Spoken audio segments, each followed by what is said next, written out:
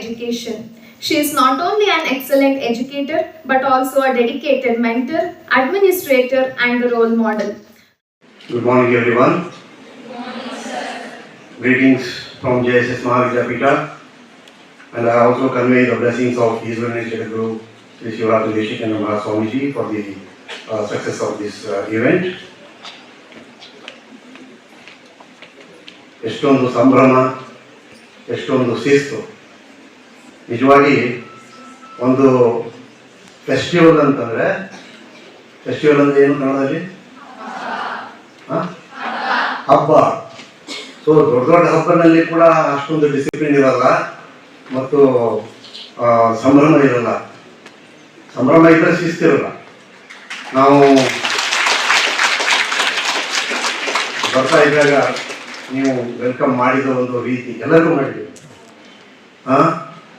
ಹೆಜ್ಜೆ ಹೆಜ್ಜೆಗೂ 4 ಹೆಜ್ಜೆ ಹಾಕೋದಕ್ಕೆ ಇಬ್ಬರು ಎಡಗಡೆ ಒಬ್ಬರು ಹೂವು, ಇಲ್ಲಿ ಬಲಗಡೆ ಒಬ್ಬರು ಗುಲಾಬಿ. ನಾನು ಹಂಗೆ ಎರಡೇ ಕೊಡ್ತಾರಂತ ತಿಳ್ಕೊಂಡಿದ್ದೆ. ಬರ್ತಾ ಬರ್ತಾ ನೋಡಿದೆ, ಕೌಂಟ್ ಮಾಡಿದೆ 25, 26.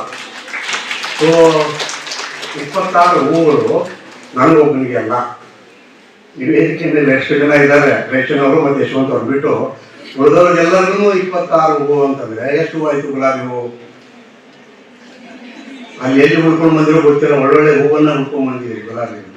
ಬಹಳ ಖುಷಿ ಅನಿಸ್ತು.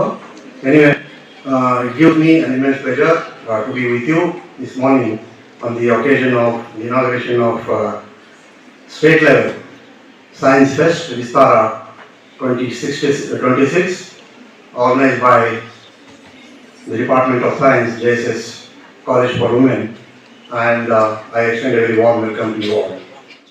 ಸೈನ್ಸ್ ಫೀಲ್ಡ್ ಅಂತ ಅನ್ನೋದು ನಾವು ಪ್ರತಿಯೊಂದು ಏನೇ ಮಾಡಿದ್ರು ಪ್ರತಿನಿತ್ಯ ಬೆಳಿಗ್ಗೆ 7ರಿಂದ ಹಿಡಿದು ರಾತ್ರಿ ಮಲವರೆಗೆ ಅಥವಾ ಮಲಗಿದ ಮೇಲೂ ಸಹಿತ ಪ್ರತಿಯೊಂದು ಇವೆಂಟ್ ಏನ್ ಇರ್ತಾ ಇರ್ತದೆ, ಇಟ್ ಇಸ್ ವಿತ್ ಸೈಂಟಿಫಿಕ್ ಏನೋ ಒಂದು ಬ್ಯಾಕ್ ಗ್ರೌಂಡ್ ಇದ್ದೇ ಇರ್ತದೆ. ಬಹಳ ಜನಕ್ಕೆ ಗೊತ್ತಿರಲ್ಲ. ಸುಮ್ಮನೆ ಮೊದಲಿಂದ ನಾವು ಹಿಂಗೆ ಮಾಡ್ಕೊಂಡ್ ಬಂದಿದ್ದೀವಿ, ಅದನ್ನೇ ಮುಂದುವರ್ಸಾಗಿ ಅಂತ ಅನ್ಕೋಬಹುದು.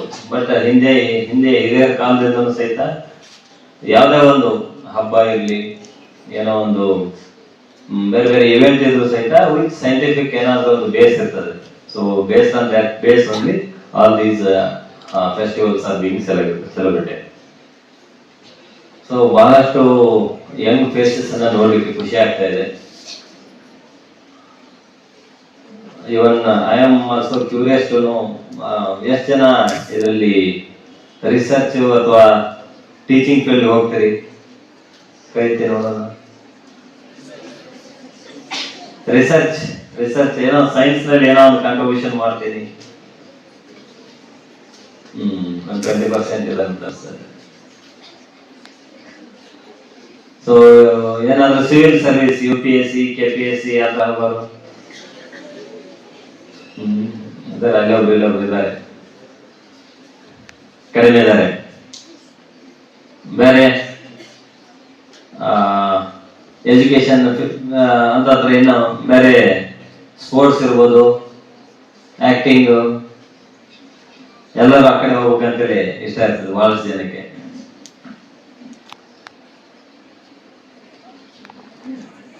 ಎಷ್ಟು ಜನ ಈ ಒಂದು ಹೆದರುವಂತ ಏನಿಲ್ಲ.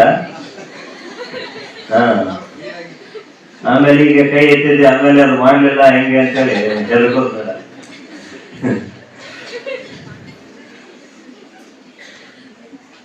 ಸೊ ಪ್ರತಿಯೊಂದು ಫೀಲ್ಡ್ ನಲ್ಲಿನೂ ಬಹಳಷ್ಟು ಅಪಾರ್ಚುನಿಟಿ ಇದೆ. ಸರ್ ಹೇಳ್ತಾ ಇದ್ರು, ಅಪ್ಡೇಟ್ ಆಗ್ಲಿಲ್ಲ ಅಂತಂದ್ರೆ ಔಟ್ಡೇಟೆಡ್ ಆಗ್ತಿರುತ್ತೆ.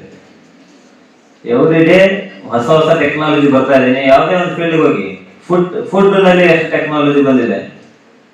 ಮೊದಲೇ ಒಂದು ರೋಟಿ ಚಪಾತಿ ಏನಿತ್ತು ಅಷ್ಟೇ ಇತ್ತು. ಈಗ ಪ್ರತಿಯೊಂದು ಫುಡ್ ನಲ್ಲಿನೂ ಸಹಿತ ಬೇರೆ ಬೇರೆ ಶೇಪ್ ಇರ್ತದೆ, ಬೇರೆ ಬೇರೆ ಮಿಕ್ಸ್ ಫ್ಲೇವರ್ ಕೊಡ್ತಾರೆ. ಆರ್ಡರ್ ಮಾಡೋದನ್ನ ಕಷ್ಟ ಆಗ್ತದೆ. ಒಂದು ಮೆನು ತಂದು ತಗೊಂಡು ಯಾವ್ದು ಚೆನ್ನಾಗಿರ್ತದೆ ಗೊತ್ತಿಲ್ಲ, ಯಾವ ಫ್ಲೇವರ್ ಚೆನ್ನಾಗಿರ್ತದೆ ಗೊತ್ತಿಲ್ಲ. ಮೊದಲೆಲ್ಲ ಒಂದೇ ಇರ್ತಿತ್ತು.